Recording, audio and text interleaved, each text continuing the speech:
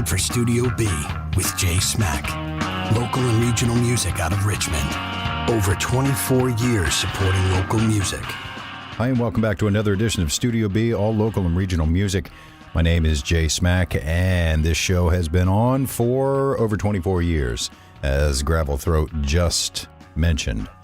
Props to Gravel Throat, by the way. He's a real live voiceover talent. He and I are in the voiceover community together, and you might hear Gravel Throat on Ace Hardware commercials these days. That was a bit of a new client he picked up, so listen for the new Ace spots. If you listen to this show with any regularity, you'll be like, I remember that voice, or I recognize that voice. So props to Gravel Throat. He's also a great friend. All right, tonight or today, whenever you're listening on Studio B, it is David Judson Clemmons. Now, David Judson Clemmons is over in Germany and has been for quite a while, but he's from Richmond. He grew up and went to Hermitage High School. He played music here in his formative musical years, ended up over in Germany, as did Greta Brinkman, who is playing bass for Pigface right now. And we mentioned that because I sent him a message when Greta moved over there full time and said, hey, somebody from Richmond who I think you might enjoy knowing is over there. And they actually did connect. And he, as he mentions in the interview, he sold some of her picture frames. She crafts really cool picture frames out of reclaimed wood. And he was able to put some of those in her shop for a while. At any rate, I'm going to stop down from time to time at good stopping points during the interview to play some songs from David Judson Clemmons. The transitions might be a little clumsy because I didn't know where I was going to put the songs in when we were talking. We were just kind of, hanging out. I mean, the conversation is about 50 minutes long, and then there's a few songs dropped in there, but I'm going to post it in two parts on YouTube as a video. Otherwise, you can just kind of chill here on the podcast, depending on which version you're listening to. Same audio for both.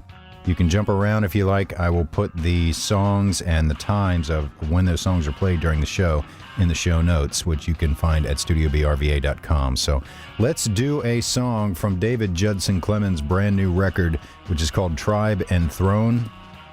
And as we do talk about during the episode, he mentions the song Servants, and that's what I'm going to play right now. So we're going to kick this off with this song, and you can find out more at djclemmons.com. It's also available everywhere like iTunes and Spotify, and I think it's on Amazon. But go to his website, and it'll point you in all the right directions. Here is a song called Servants from the new record from David Judson Clemmons called Tribe and Throne on Studio B.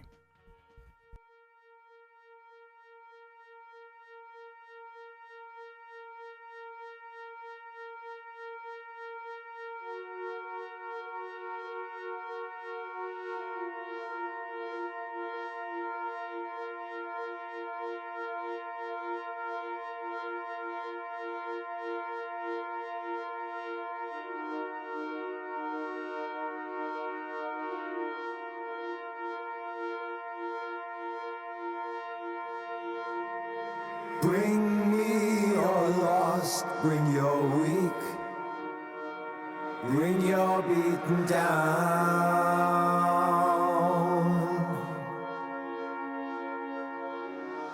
Time has a way of running, and time burns down.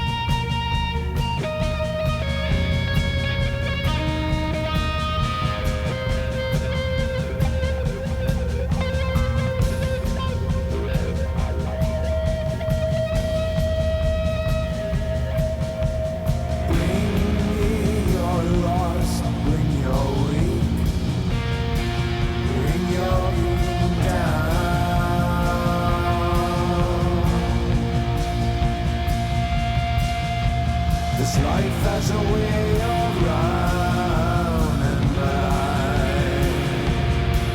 tied down.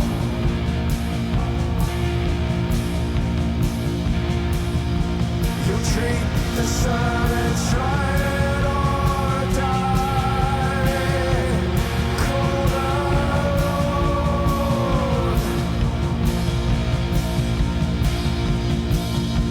A creature treasures its time.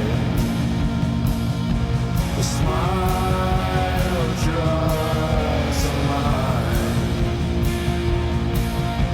A drunkard walks the line.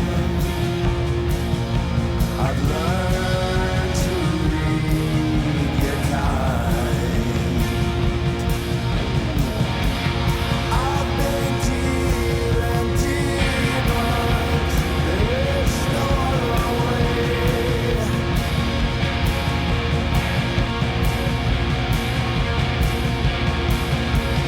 I've been forced to hide out, to silence what I say.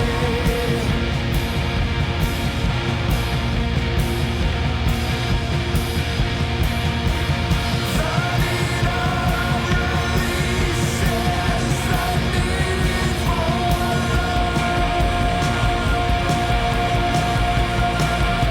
I'll satisfy the sheep.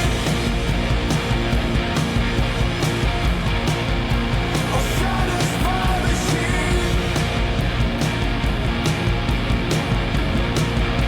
I'll satisfy the sheep. I'll satisfy the sheep. I'll satisfy the sheep.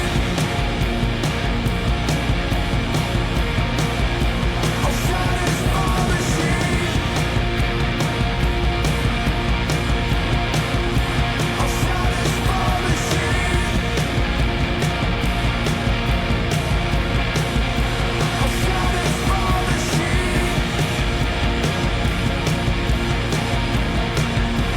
satisfy the sheep.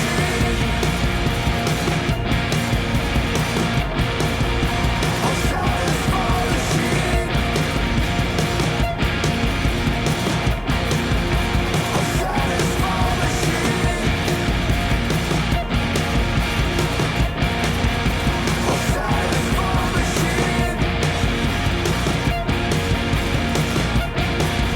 I'll satisfy the sheep. I'll satisfy the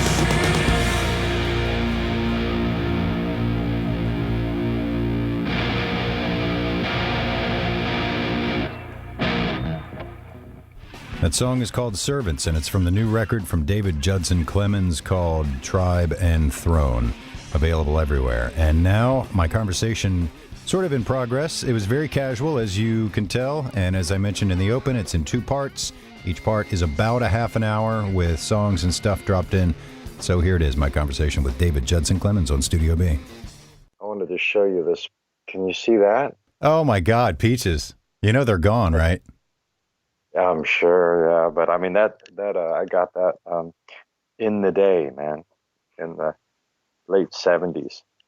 And it was kind of like hiding in all my dad's stuff. And I found it when I cleaned out his garage or his shop.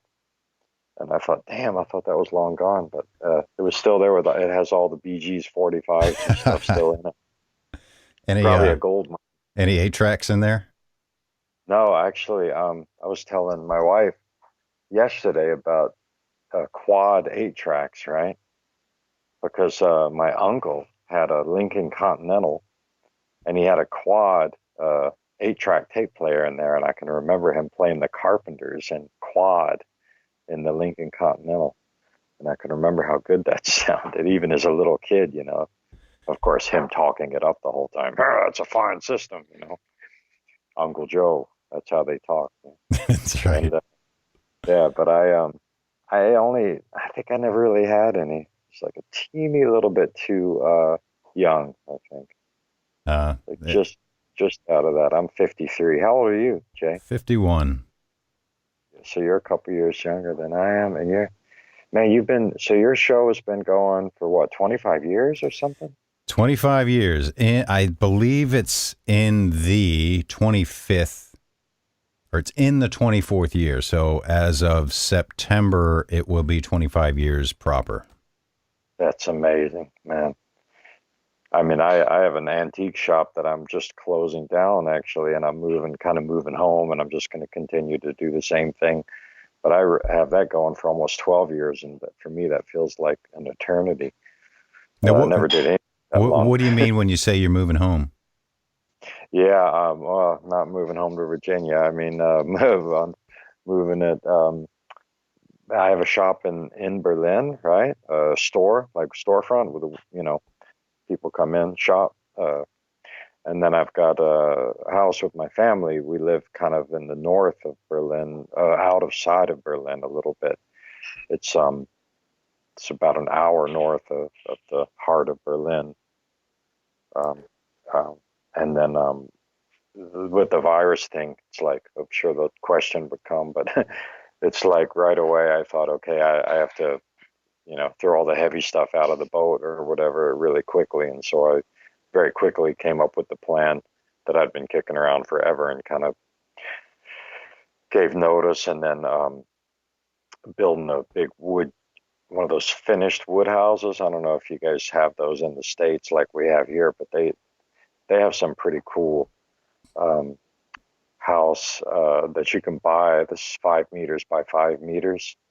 What is that about? A meter is about a yard, so it's about 15 by 15. 15, yeah. And it's you buy it. It's about $3,000, and they bring it with a big truck, and you just stick it together. It's like a Lincoln log house, right? You remember Lincoln logs? Oh, of course. It's just like that. It's the same concept. And I was able to build it up yesterday and today. I still have to do the roof and the floor, but I got the whole thing up. So that's going to be my workshop, and then I'm gonna still sell online and stuff, and that's gonna have to be enough. Yeah, that's wild, man. So how long you been over there?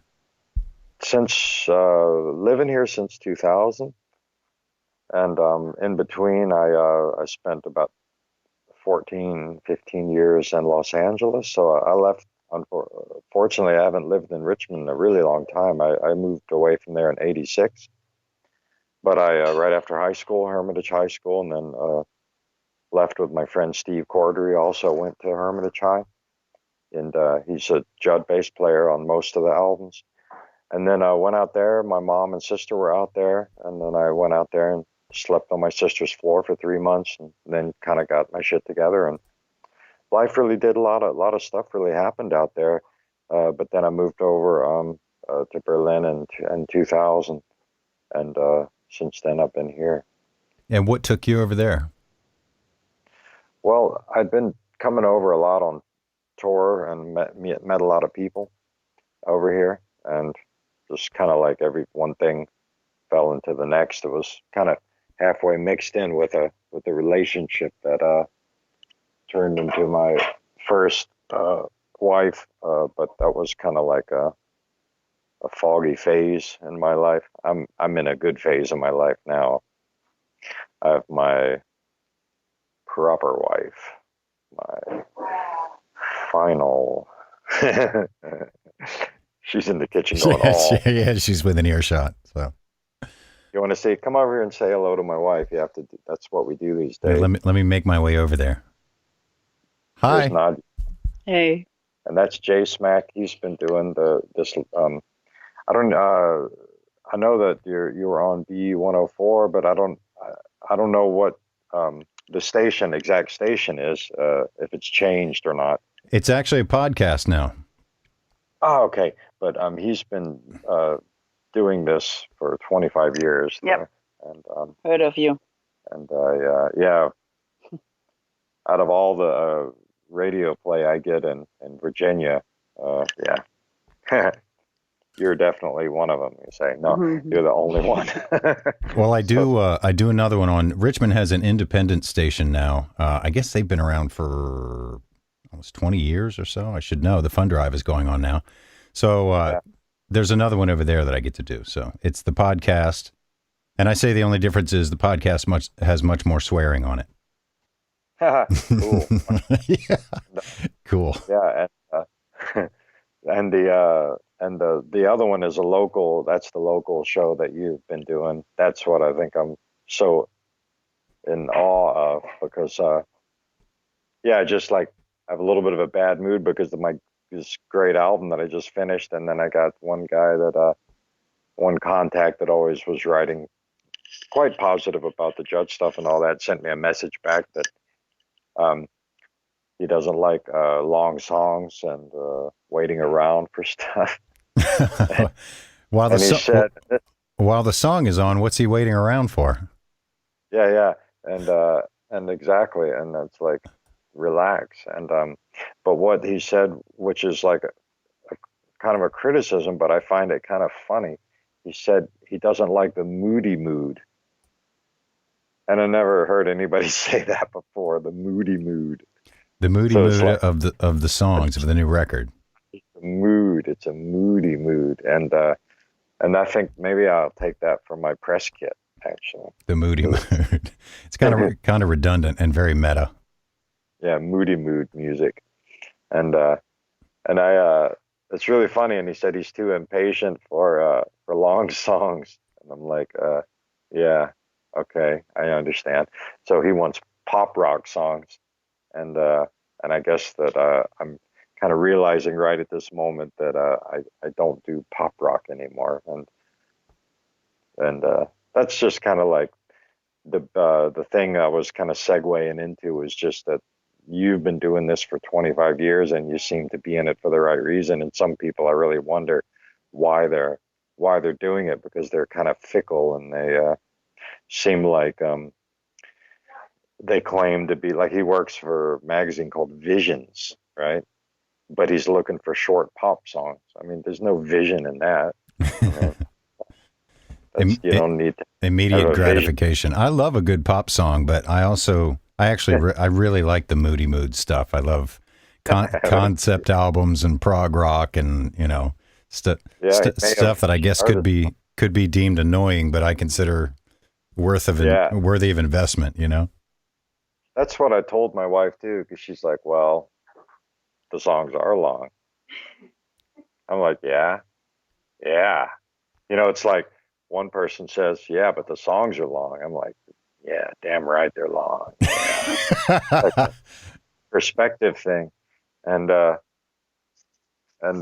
guess right at that moment I realized that I'm probably sending my music to the wrong people, because I actually really need to send it to people that is what you just said, that like I like progressive long songs, black t-shirt, single guy concerts that no women. I'm wearing a Zappa t-shirt. I don't think I've ever seen a girl at one of Dweezil's shows.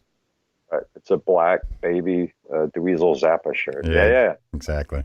Although it's kind of a paradox. The record has long songs, 6 songs on the record, but it's a short record. So, because only 6 songs, depends on how you look at it. Yeah. There's like, I looked up on Wikipedia when I was going to finalize the song choice of my album. And I'm like, okay, it's only 6 songs. I never released a 6-song album before, but I'm like, it's like 40, how long is it? 43 minutes or something like that. I think I've released shorter albums with 10 songs on it, actually. So I thought it's definitely an album. And then I saw these like criteria for EP, is, 5 songs or less, an album is this, and then there was the time and all that. And I'm like, who thinks of all this stuff? But I guess that I was lucky enough to come in that it's really an album, although it only has 6 songs. But the shortest song is like 6:30 or something like that. When I hear 43-minute record, I hear just long enough to get on one side of a 90-minute tape. Yeah, you heard, was it Paul Simon or somebody said that, right? Somebody said, that's why albums are, I know. And there was another one, there were 2 reasons, right? And the other one was, it was that the length of a college seminar or something like that was like 45 minutes because it's as long as a teenager can hold attention to one thing or something like that. I think it was like Paul Simon or somebody like that said that, and also that it fits on half of a 90-minute tape. So that you don't have to squeeze a song on the other side and fuck up your whole mixtape, right? Well, not a mixtape, but you know what I mean. Yeah, remember that? The song would be an hour long, and you'd be like, what do I put the extra 15 minutes on? Yeah. And so then you have all these 90-minute expensive tapes that have like either just unnecessary stuff or just one song and then a blank side. Yeah. Tapes are great, man. Analog, in a little package. You can throw it on the floor in your car, get some beer on it, and it's still played. Yeah. You pop just it, get that little spot. you pop out the tabs, and that's like a huge commitment. You knew you weren't taping over it unless you put tape on it. It's over, yeah. But you could always put a little toilet paper in there and then reactivate it. Yeah. That's right. Great. Not these days. You don't want to spend your toilet paper on that. Yeah, true. Use something like old dollar bills or something. That's right. Something worth less. Cool, man. Well, I dig the new record, Tribe and Throne, of course. What is Village Slut Records? Is that you? Yeah, that's like years ago. The guy, Jan Hampega, one of the guys that plays with me from time to time, he's really funny, and he has a guy that he plays with in a duo, and he really lives in a village. It's called Frankenberg, and it's a real village, and this guy's a farmer. He's a real farmer. They have cows, and they have a milk farm. So at some point he was talking about going and meeting people at the little pub in the village and stuff. And at some point he said something like Dorfschlampe, just another Dorfschlampe. And then I'm like, what are you talking about? And then he translated that, and it's village slut. And I'm like, what? Dorf is village. Yeah, you know that movie, The Village? Yeah. That's called Das Dorf in German. Yeah. So, and then Schlampe, and then we were like laughing about that forever. And then I'm like, yeah, okay, that's definitely a name of a record company. And and then it just kind of like, and then we just like printed it on the albums, although it didn't at all exist. We just put it on there, and then just a few weeks ago, I finally officially got a label code, which in Germany is quite hard to get. It's really hard to get, and I was able to get that. And what that means is that it's really officially a record label now, so you have a code that goes on all the albums, and if you do a radio promo, for example, or you get a song on a TV show or something like that, then that generates a royalty, and that royalty goes back through the society, like in America is ASCAP and Harry Fox or whatever. I don't even know, creative artists. I don't even know how they collect their royalties, because I have now my German stuff worldwide. But that automatically goes back to the record company, and I never knew that. And so the label code that's on the release receives royalties. And so I was just using one from my digital platform. Oh, no. And I always wondered why they were so friendly about giving me that. And now I know, but now I have my own. And so if there's anything, like if you invest in, because of course anybody can have an official company or whatever a doing business as and all that shit. But this is actually all about this label code that you get the royalties back from that. And I guess that works worldwide. So if something ever played, they call it, there's a difference between if it gets played like at a concert or if it comes on TV or on a movie. Like if you can see it. If you can see it, then it goes through this label code thing. And so I decided finally that I should try to make that happen and try to get, because I don't sell much, but a little bit here and there. And so try to get, and sometimes I have stuff all over the radio, and sometimes I get a song in a movie. And so I thought better, try to cover the whole spectrum. If there's a little bit of money, then try to get it coming my way. And maybe, who knows, maybe I can do re-releases of old stuff and all that. I've got like a digital portal that that I upload it. Like I did that with Tribe and Throne. I actually uploaded all the stuff myself. And then I choose which stores it goes in, when the release date comes. I put little teaser covers up and text and all that stuff. And I'm able to do it all myself, choose the price, and that with the help of this company called Super Music, who you've seen on a couple of the albums. It's now like just a digital portal for artists, and they take 30%. But therefore, you get this platform where you can log in, and that's the Village Slut Records platform, and you can really do everything. So I can upload stuff, for example, tonight, and then in a couple days have it be worldwide released digitally, of course, and it comes up in all stores with a week ahead if I want or whatever, and then they get 30% and I get the other whatever, and So- that's it. Yeah. So is the digital portal like a CD baby or something? Somebody that facilitates. It's not like a public one. It's like I have my login code and all that through being a client at this company. But what I noticed is it seems like that it's very, very, very thorough, and it's I feel like I got kind of a little bit lucky with them, but I'm not exactly sure because they take on new clients, so it's no problem. But the streaming royalties, for example, is like 80-20, like the artist gets 80%, and normally it's nothing like that. I heard from other people that it's actually more like the artist gets 30 and the portal gets 70, and so at the moment it feels good. I only don't have much activity, but I'm hoping that that'll go up a little bit after you play this podcast. Speaking of stuff like that, do you hear from people or outlets around the world that maybe you'll stumble? And I know it's probably not much for independent musicians, sadly, but like the new record, it's funny that, your friend said I don't like long songs, because even though it's ambitious and kind of proggy and moody, it's really cohesive and it's really cool as far as putting it on and playing it from top to bottom. And I mean, you've got such a wide range of stuff in your catalog. I'm never sure what I'm going to get when a new thing comes out, whether it's you or Judd, going back to Judd, or even I went back before we started recording and listening to some of your older stuff, and had forgotten about Damn the Machine, which is an awesome project. You and Chris Poland, of course. Yeah. Do you ever get feelers from around the world of people saying, "Hey, we really like this song. We'd maybe like to place it in a movie or something"?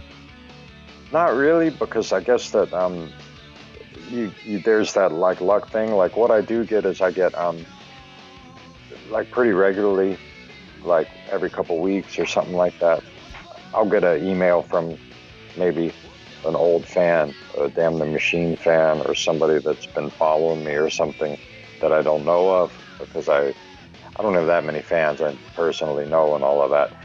But I get pretty cool stuff. Like I got I have quite a few fans in my base now that are from the Damn the Machine era, that are slowly, like one by one, figuring out that I actually still make music, because it's like that with if you're on a major label and then an album comes out, a lot of people, they don't they're not like searching what's coming out of Berlin or something, because my stuff doesn't really get that much farther. I only know people maybe because of on a bigger level, but because of the A&M Records having that release. And then everything else is kind of from my work in Europe and a little bit from my work in Los Angeles. And so I'm not really that, probably, how do you say it? I'm not like that publicized. I'm not, people don't know about me and stuff. So my videos only get, a couple thousand views or something. But a couple people asked over the years, but it was all also based from here, everything from here, people that knew me from here. So not really. I get mails and messages, but I don't really have a big film thing. I think it would fit, and I always told myself before I die, I want to put more energy into getting to producers and stuff. The other day, I even tried to join some groups on Facebook, even of independent filmmakers and stuff, just to try to see how do you get to people making independent films or any films. But I guess that there's so much competition, so many bands trying to do that, and so much great music, and so many people that are really good at putting soundtracks together and stuff professionally, doing it their whole life. And so I don't know how easy it is to get into that business, but I would love to. I would love to have that. And yeah, you reminded me of one of the things on my bucket list. Speaking of buckets, you were talking about putting more time into promoting it. Man, we've got a few buckets, and where do we put our time and energy between making a living and creating music? And of course you got your shop, but you're always creating something, whether it's music or your shop and, carpentry. And I see you refinishing and rebuilding furniture and stuff like that. What are some of the things you do in your shop? Yeah, that's pretty much it. Like, I always like to fiddle around with stuff, but the business kind of started 12 years ago where I didn't really know what I was going to do in the shop, although I had been working for a couple of years for another antique guy in the city, just sanding wardrobes, fixing stuff, not like high class polishing and stuff, but like doing like hacks and stuff, like where you quickly take an old piece and get it in really good condition so that you can sell it for $600, $700, $800, right? And so I'd been doing that for a couple of years, and then me and my wife kind of like found the really cool spot in Berlin, and so we checked it out. 12 years ago, you could still actually rent something quite affordably, so it was affordable. Rented it, and then just started to feel out what would work. And the first month, the door was kind of just empty with a couple of self-built tables, and people would come in and ask me what I was doing, and I'm like, what do you want? And and a couple of people said, can you make me a table? I'm like, yeah, okay, I'm making you a table. And another guy came in and said, you want to I need a shelf, bookshelf. I was like, okay, I'll make you a bookshelf. And then more and more, and then I kind of got the rhythm, what you can do. And then I started to more and more buy antique furniture and, set it up, fix everything, paint it, sand it, fix the locks, the doors, replace parts. And then I just more and more did it. Now I can kind of I used to like spend a week doing one piece, and now I can do like 3 pieces in a day. That's like the goal. Kind of like doing more in less time. And then, and that's pretty much what I do for the shop, for the business, selling and stuff. And I'm going to keep doing that from home, just put everything on eBay, which is pretty much what I've been doing. Yeah. And then about that's just kind of like a way to make money quickly. That's still it's not like a non-suicidal job feeling. Like it's like, because I also worked in the May I Help You department. Mm-hmm.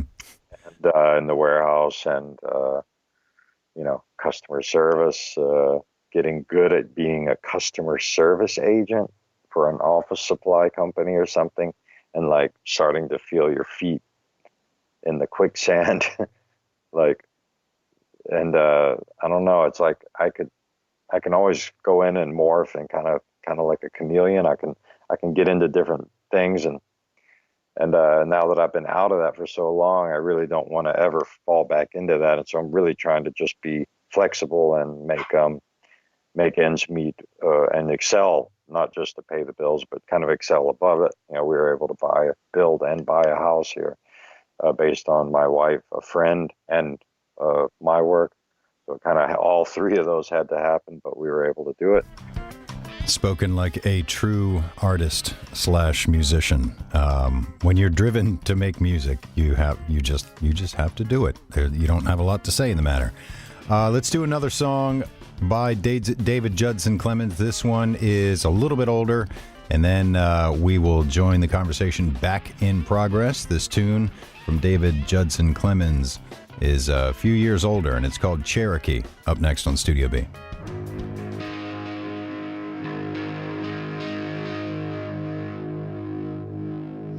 Seems to drill so slow.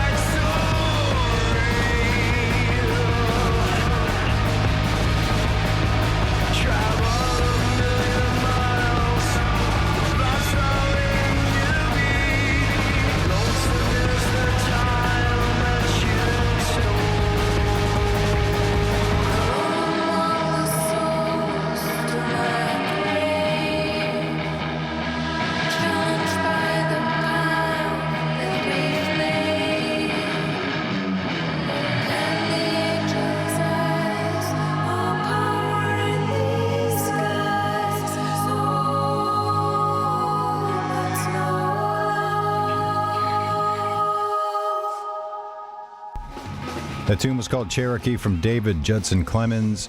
That is the end of part 1 of my conversation with him, and I will join you again in part 2. Thanks very much for listening. You can hear part 2 and part 1 in their entirety as a podcast on the podcast site at StudioBRVA.com and iTunes, of course, and Spotify. Or if you're listening/watching on YouTube, this is the end of part 1. Part 2 is next on the same channel.